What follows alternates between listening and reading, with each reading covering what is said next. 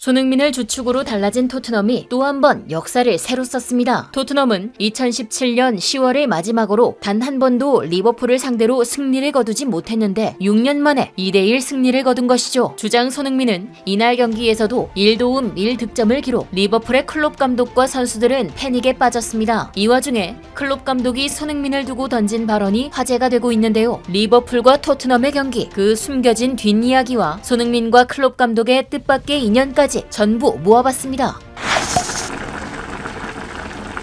지난 1일 리버풀과 맞붙은 토트넘은 이전과 완전히 달라진 모습이었습니다. 기존 토트넘의 수비 구멍이라 불리던 다이어가 빠진 자리를 반더벤과 로메로가 튼튼히 지켜냈고 히샬리송, 클루셉스키, 메디슨이 손흥민과 함께 계속해 전방을 압박하며 공격을 시도했죠. 그리고 손흥민이 전반 36분부터 선제 득점포를 터뜨렸습니다. 커티스 존스가 퇴장하며 수적 우위를 점했던 토트넘, 제임스 메디슨이 리버풀의 위험지역 왼쪽 측면으로 뿌린 볼을 히샬리송이 받아 곧장 패스했고 이를 손흥민이 놓치지 않고 슈팅으로 연결해 골을 터뜨렸죠. 손흥민의 유럽 진출 통산 200호 골이었습니다. 리버풀 역시 코디 학포가 동점골을 터뜨렸지만 후반 추가 시간에 리버풀 수비수 조엘 마티프의 자책골이 터져 결국 토트넘은 2대1 승리로 경기를 마무리했습니다. 포스테코글루 감독이 경기 직후 인터뷰한 것처럼 이번 리버풀전은 결코 쉬운 경기가 아니었습니다. 리버풀의 수비수 반다이크, 키퍼 알리송은 월드클래스 수비를 보여주었기 때문인데요. 이번에도 메디슨과 히샬리송의 슈팅이 번번이 막힌 것만 봐도 알 수 있었죠. 이외에도 조엘 마팁, 이브라히마 코나테가 번갈아 출장하며 철벽 수비를 보여준 리버풀은 매 경기마다 2골 이상 허용한 경기가 없을 정도로 기록을 세우고 있었습니다. 하지만 그 와중에 손흥민은 슈팅 정확도 100%를 기록하며 토트넘 주장의 품격을 완벽히 보여주었죠. 한편 이날 경기에 웃을 수 없는 사람이 있었으니 바로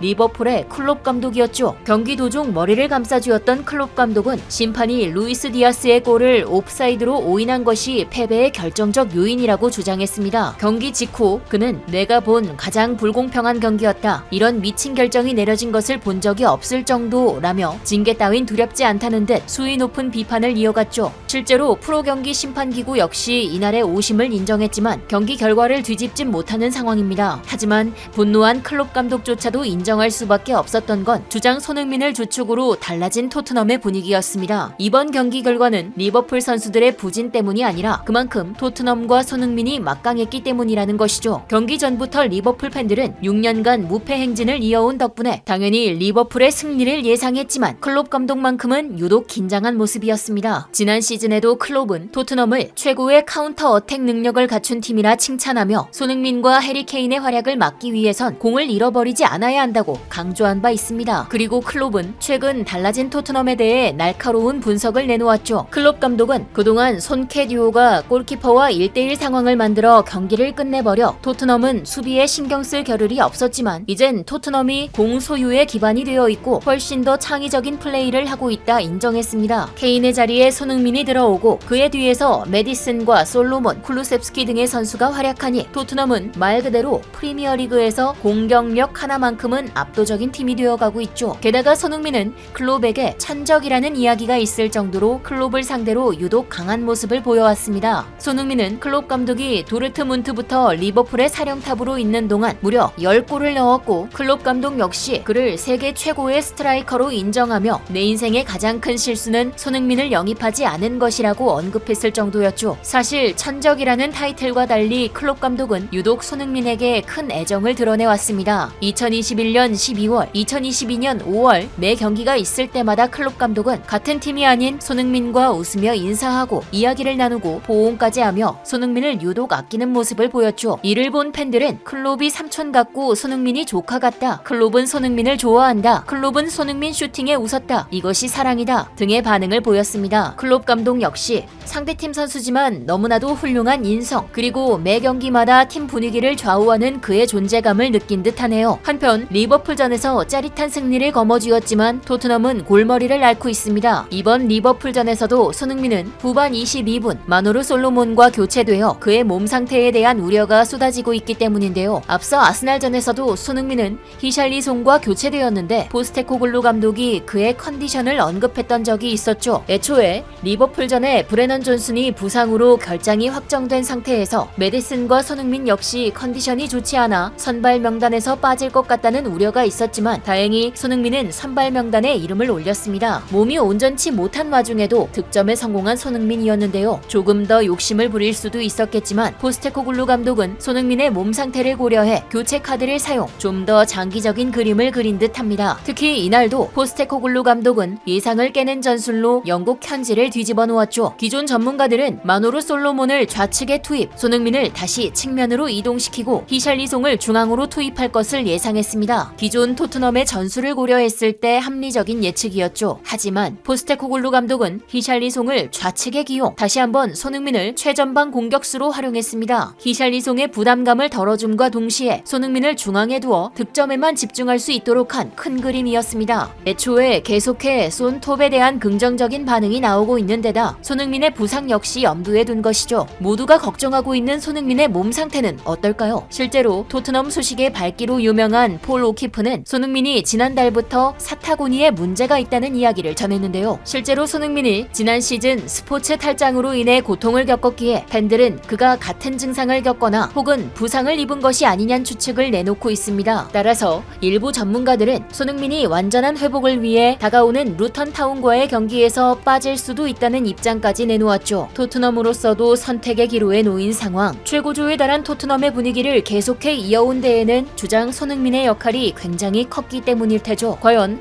다가오는 루터타운전에서 손흥민이 출전할 수 있을지 귀추가 주목되고 있습니다. 손흥민은 리버풀전 이후 공식 맨 오브 더 매치로 선정되었습니다. 특히 프리미어리그 공식 MOM은 경기 후 15분간 팬들의 투표로 선정되기 때문에 그 의미가 남다른데요. 리버풀전에서 토트넘 선수들의 슛한 슈팅을 막아낸 리버풀 골키퍼 알리송을 제치고 손흥민은 45.7%의 지지를 얻었죠. 시즌 초반 토트넘의 가장 큰 고비였던 아스날, 리버풀전을 제대로 마친 데에는 컨디션 난조에도 불구하고 묵묵히 경기를 뛴 주장 손흥민의 역할을 빼놓을 수 없을 텐데요. 손흥민 선수가 남은 기간 동안 컨디션 회복을 잘 해내 앞으로도 오랫동안 행복한 축구를 하는 모습을 볼 수 있었으면 좋겠습니다. 지금까지 얼큰한 뉴스였습니다. 감사합니다.